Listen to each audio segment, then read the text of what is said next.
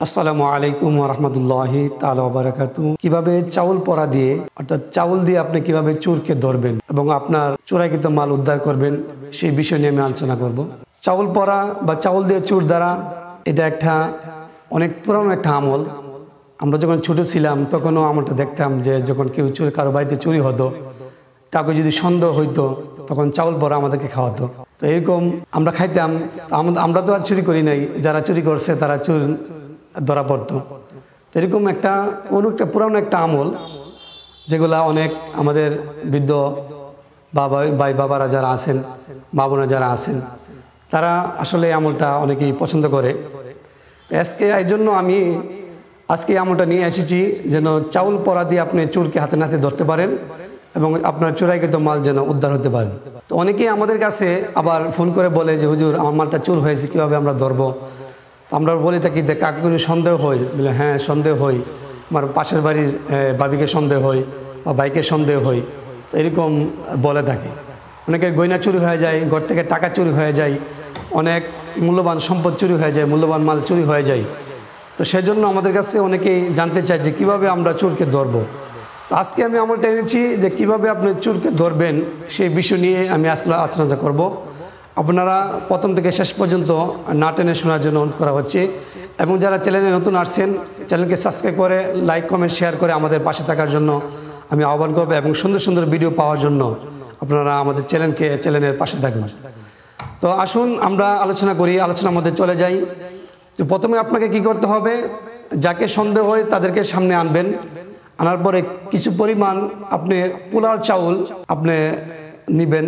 পোলাও চাউল নিয়ে যে আপনার পোলাও চাউলটা এই পরিমাণে নিবেন যেন আপনার আশেপাশে আপনার যতজন মানুষ আছে আপনি দাঁড় করিয়েছেন বা মানুষকে খাওয়াবেন তাদের মধ্যে যেন কিছু কিছু পরিমাণে খাওয়ানো যায়, সেই পরিমাণ মতো একটা আপনি কিছু পোলাও চাউল নেবেন। পোলাও চাউল নিয়ে যিনি দিনদার পরহেজগার তার কাছে যাবেন, তাকে বলবেন যে পোলাও চাউলটা পরিয়ে দেওয়ার জন্য। তো পরানোর নিয়মটা হলো, এই দিনদার যিনি নামাজ পড়েন, পরহেজগার ব্যক্তি যিনি সুন্নত পালন করেন, তার কাছে আপনি চলে যাবেন, তাকে বলবেন যে আপনি এই চাউলগুলো পরে দিন। তো চাউলগুলো কীভাবে পরাতে হবে সে তো জানে না। তো চাউলগুলো পরাতে হবে, তাকে বলবেন প্রথমে উজু করে নেওয়ার জন্য, পাক পবিত্র কাপড় পরিধান করার জন্য পাক পবিত্র কাপড় পরিধান করে পড়বেন আউযু বিল্লাহি মিনাশ শাইতানির রাজিম এবং বিসমিল্লাহির রহমানির রহিম। পড়ার পরে আপনি 7 বার দুরূদ শরীফ আদায় করবেন। 7 বার দুরূদ শরীফ আদায় করার পরে আপনি আয়াতুল কুরসি অর্থাৎ সূরাতুল বাকারার কিছু একটা অংশ আয়াতুল কুরসি, এই সূরাতুল বাকারার আয়াতুল কুরসি আপনি 7 বার পড়তে হবে। আয়াতুল কুরসিটা 7 বার পরে প্রথম 3 বার আদায় করার পরে একটি চাউলের ভিতরে আপনার চাউলের ভিতরে ফুঁক দিবেন। পরবর্তীতে আবার 3 বার আদায় করার পরে আবার চাউলের ভিতরে ফুঁক দিবেন। এরকমভাবে আবার যখন 7 বার শেষ হবে আবার চাউলের ভিতরে ফুঁক দিবেন।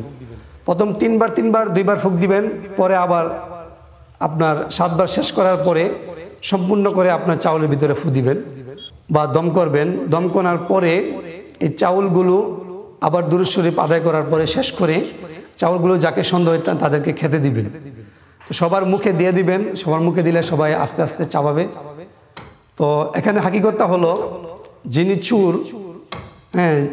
চুর করেছে, যে চুরি করেছে মালগুলা সম্পদ আপনার যে কোনো আপনার বস্তু চুরি করেছেন তাকেও খেতে দিবেন, কিন্তু সে কিন্তু চাউলকে চাবিয়ে ফিনিশ করতে পারবে না, মানে চাবিয়ে খেতে পারবে না। চাউলগুলা অবশ্যই শক্ত থেকে যাবে। আর যারা চুরি করে নাই তারা চাউলগুলা চাবিয়ে খেয়ে ফেলবে, আর যিনি চুরি করেছে সে চাউলগুলা খেতে পারবে না, চাউলগুলা সে চাবাতে পারবে না, চাউলগুলা তার কাছে শক্ত মনে হবে এবং সে গিলতে পারবে না চাউলগুলা। তো আপনি যখন এরকমভাবে তাকে চেক করবেন তখন আপনি বুঝতে পারবেন মনে হয় সেই চুরি করেছে। আর বাকিরা যখন খেয়ে ফেলবেন তাদেরকে ছেড়ে দিবেন। কিন্তু চোর যখন ধরা পড়ে যাবে এই আমলটার মাধ্যমে, একটা পাওয়ারফুল একটা আমলটার মাধ্যমে, তখন শর্ত হলো চোরকে আপনি মারতে পারবেন না। চোরকে যদি আপনি মারেন তাহলে সবাই চোরকে মারবে। এই জন্য এই আমলের শর্ত হলো আপনি চোরকে মারতে পারবেন না, তাকে আইনের আওতায় তুলে দিবেন, তাকে পুলিশের কাছে সোপর্দ করে দিবেন। পুলিশে যেই তাকে আদালত যে শাস্তি দেয় ওই শাস্তি সে বহন করবে। কিন্তু বাড়ির মধ্যে তাকে মারতে পারবেন না, তাকে গালিগালাজ এরকমভাবে করতে পারবেন না। আপনি পুলিশকে খবর দিয়ে বা থানায় খবর দিয়ে অথবা থানায় নিয়ে তাকে ধরিয়ে দিবেন। তো এই পাওয়ারফুল ছোট্ট একটা আমল, যে আমলটা অনেক পুরানো একটা আমল, অনেক কিতাবের ভিতরে আমলটা চলে আসছে, অনেকে আমলটা করে অনেক ফলাফল পেয়েছেন। যেহেতু একটা পুরানো আমল এবং পরীক্ষিত একটা আমল, সেই আমলটা আপনারা যদি করেন তাহলে চোরকে আপনি হাতে নাতে ধরতে পারেন এবং তাকে জিজ্ঞাসা করবেন যে মালগুলা যে চুরি করেছে সে কোথায় রেখেছে, ওই মালগুলো আপনি উদ্ধার করে ফেলবেন। এবং শেষ পর্যন্ত আপনারা চোরকে কিন্তু মারবেন না। যদি চোরকে মারেন তাহলে আপনার আমলগুলো আপনার উপরে সাইড এফেক্ট আসতে পারে। এজন্য যেন কোনো রকমের আপনার ক্ষতি না হয়, আপনি চোরকে না মেরে আপনি এই চোরকে আইনের আওতায় তুলে দিবেন। এই শর্ত অনুযায়ী আপনাদেরকে আমলের ইজাজত দেওয়া হলো, আপনারা করতে পারবেন। তবে যে আপনার সূরাতুল বাকারার কিছু অংশ, আয়াতুল কুরসি আমেল যারা রয়েছেন, আমেল যারা এর উপরে রিয়াজত করেছেন, তাদের মাধ্যমে যদি আমলটা করা হয়, বা কবিরাজ বলেন অথবা রাখি বলেন, তার মাধ্যমে যদি আমলটা করা হয় তাহলে আমলটার ফলাফল 100 থেকে 100 হয়ে যাবে। আর এরকমভাবে যদি আমল যদি না পান তাহলে আপনি একজন দিনদার ব্যক্তির কাছে আপনি চলে যাবেন, সে যদি আমলটা করে তাহলে আপনার ফলাফল আপনি পেয়ে যাবেন। আল্লাহ পাক রব্বুল আলামিন যেন চোর থেকে আমাদেরকে হেফাজত করে, সবাইকে যেন আল্লাহ পাক রব্বুল আলামিন নিরাপদে রাখে। সকলেই বলি আমিন।